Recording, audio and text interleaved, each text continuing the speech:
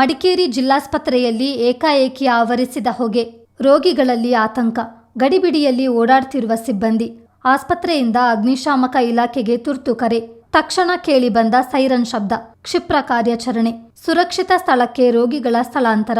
ಇದನ್ನೆಲ್ಲ ನೋಡಿದವರು ಕ್ಷಣಕಾಲ ಬೆಚ್ಚಿಬಿದ್ದರು. ಆದರೆ ಇದು ನಿಜವಾದ ಅಗ್ನಿ ಅವಘಡವಲ್ಲ. ಅಗ್ನಿ ಅವಘಡ ಸಂಭವಿಸಿದ್ರೆ ಹೇಗೆ ಕಾರ್ಯಾಚರಣೆ ನಡೆಸಬೇಕು ಎಂಬುದನ್ನು ನೈಜ ಘಟನೆಯಂತೆಯೇ ಪ್ರದರ್ಶಿಸಿದ ಅಣಕು ಪ್ರದರ್ಶನ. ಕೊಡಗು ಜಿಲ್ಲಾ ಅಗ್ನಿಶಾಮಕ ಇಲಾಖೆ ವತಿಯಿಂದ ಮಡಿಕೇರಿ ಜಿಲ್ಲಾಸ್ಪತ್ರೆಯಲ್ಲಿ ಜಿಲ್ಲಾ ಆರೋಗ್ಯ ಮತ್ತು ಕುಟುಂಬ ಕಲ್ಯಾಣ ಇಲಾಖೆ ಹಾಗೂ ಗೃಹ ರಕ್ಷಕ ದಳ ಸಹಯೋಗದೊಂದಿಗೆ ಅಗ್ನಿ ಅವಘಡ ತಪ್ಪಿಸುವಲ್ಲಿ ವಹಿಸಬೇಕಾದ ಮುನ್ನೆಚ್ಚರಿಕಾ ಕ್ರಮಗಳ ಕುರಿತು ಜಾಗೃತಿಯ ಅಣಕು ಪ್ರದರ್ಶನ ನಡೆಯಿತು. ಈ ಮೂಲಕ ಅಗ್ನಿ ಅವಘಡ ಸಂಭವಿಸಿದ ಸಂದರ್ಭದಲ್ಲಿ ಸಿಬ್ಬಂದಿ ಹೇಗೆ ಕಾರ್ಯನಿರ್ವಹಿಸಬೇಕು, ರೋಗಿಗಳನ್ನು ಯಾವ ರೀತಿ ಸುರಕ್ಷಿತವಾಗಿ ಸ್ಥಳಾಂತರಿಸಬೇಕು ಹಾಗೂ ಅಗ್ನಿ ನಂದಿಸುವ ಉಪಕರಣಗಳನ್ನು ಹೇಗೆ ಬಳಸಬೇಕು ಎಂಬುದರ ಕುರಿತು ಪ್ರಾಯೋಗಿಕವಾಗಿ ಅರಿವು ಮೂಡಿಸಲಾಯಿತು.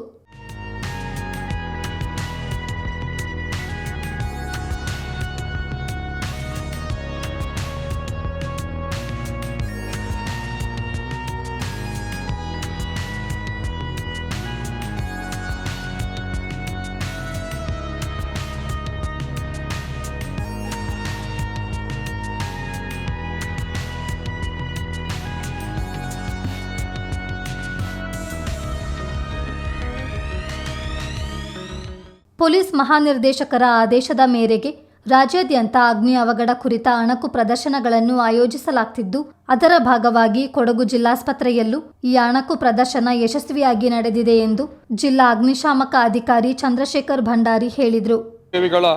ಪೊಲೀಸ್ ಮಹಾನಿರ್ದೇಶಕರ ಒಂದು ಆದೇಶದ ಮೇರೆಗೆ ಇಡೀ ಕರ್ನಾಟಕ ರಾಜ್ಯದಾದ್ಯಂತ ಜಿಲ್ಲಾ ಕೇಂದ್ರಗಳಲ್ಲಿ, ಜಿಲ್ಲಾ ಆಸ್ಪತ್ರೆ ಹಾಗೂ ಇತರೆ ಸಂಸ್ಥೆಗಳು ಅಗ್ನಿಶಾಮಕ ಇಲಾಖೆ ವತಿಯಿಂದ ಟ್ರಯೇಜ್ ಅನ್ನುವಂತಹ ಒಂದು ಮಾಕ್ ಡ್ರಿಲ್ಲನ್ನು ನಡೆಸಬೇಕು ಅಂತ ನಮಗೆ ಆದೇಶ ಬಂದಿತ್ತು. ಆ ಒಂದು ಆದೇಶದ ಪ್ರಕಾರ ನಾವು ಜಿಲ್ಲಾ ಆಸ್ಪತ್ರೆಯ ಜಿಲ್ಲಾ ಸರ್ಜನ್ ಸಾರನ್ನು ನಾವು ಭೇಟಿ ಮಾಡಿ ಅವ್ರ ಹತ್ರ ಕೇಳ್ಕೊಂಡಾಗ ಅವರು ನಮಗೆ ಇವತ್ತು ಈ ಒಂದು ಇದನ್ನು ನಡೆಸಲಿಕ್ಕೆ ಇಲ್ಲಿ ಅವಕಾಶವನ್ನು ಮಾಡಿಕೊಟ್ಟರು.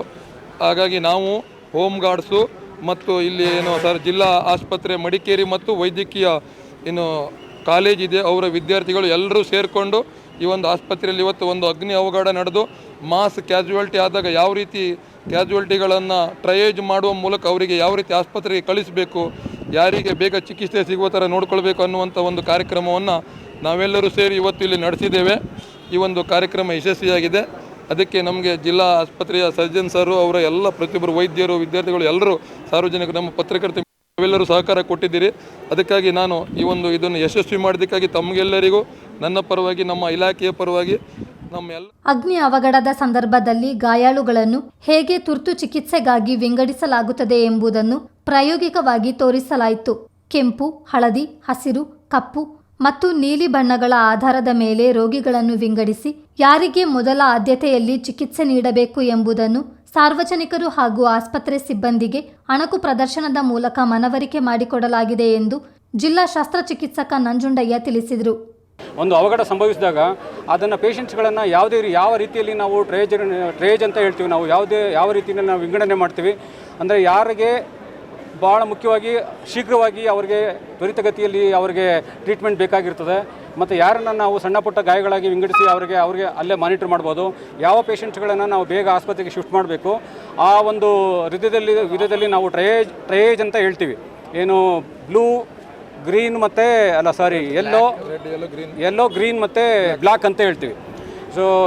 ಮತ್ತು ರೆಡ್, ಯೆಲ್ಲೋ ಅಂತ ಹೇಳಿದ್ರೆ ಈಗ ಮಾಡ್ರೇಟ್ ಗಾಯ ಆಗಿರುವಂಥವ್ರು ಪೇಷಂಟ್ಸ್ಗಳನ್ನು, ಗ್ರೀನ್ ಅಂತ ಇದ್ದರೆ ಸ್ಟೇಬಲ್ ಆಗಿರುವಂಥ ಪೇಷಂಟ್ಸ್ಗಳು, ರೆಡ್ ಅಂತ ಇದ್ದರೆ ಅವರಿಗೆ ಎಮರ್ಜೆನ್ಸಿ ಟ್ರೀಟ್ಮೆಂಟ್ ಅವಶ್ಯಕತೆ ಇರ್ತದೆ, ಅವರಿಗೆ ಆದಷ್ಟು ಬೇಗ ನಾವು ಆಸ್ಪತ್ರೆಗಳಿಗೆ ಅವ್ರನ್ನ ರವಾನೆ ಮಾಡಬೇಕಾಗಿರ್ತದೆ. ಆದರೆ ಬ್ಲ್ಯಾಕ್ ಅಂತ ಹೇಳಿದ್ರೆ ಅವರು ಡೆಡ್ ಆಗಿರುವಂಥ ಪೇಷಂಟ್ಸ್ಗಳು. ಈ ರೀತಿಯಾಗಿ ಅವಘಡ ಸಂಭವಿಸಿದಾಗ ನಾವು ಪೇಷಂಟ್ಗಳನ್ನು ವಿಂಗಡಣೆ ಮಾಡಿಬಿಟ್ಟು ಅವರಿಗೆ ಟ್ರೀಟ್ಮೆಂಟ್ಗೆ ಅವಶ್ಯಕ ಆಗೋ ರೀತಿಯಲ್ಲಿ ಸಾರ್ವಜನಿಕರಿಗೆ ಮಾಹಿತಿನ ನೀಡಬೇಕು ಅನ್ನೋ ಒಂದು ಉದ್ದೇಶದಿಂದ ಇವತ್ತು ಎಲ್ಲ ಅಗ್ನಿಶಾಮಕ ದಳದವರು ಜಾಗೃತಿ ಅಣಕು ಪ್ರದರ್ಶನದಲ್ಲಿ ಆಸ್ಪತ್ರೆ ಸಿಬ್ಬಂದಿ, ವೈದ್ಯರು ಹಾಗೂ ವಿವಿಧ ಇಲಾಖೆಗಳ ಸಿಬ್ಬಂದಿ ಸಕ್ರಿಯವಾಗಿ ಪಾಲ್ಗೊಂಡರು.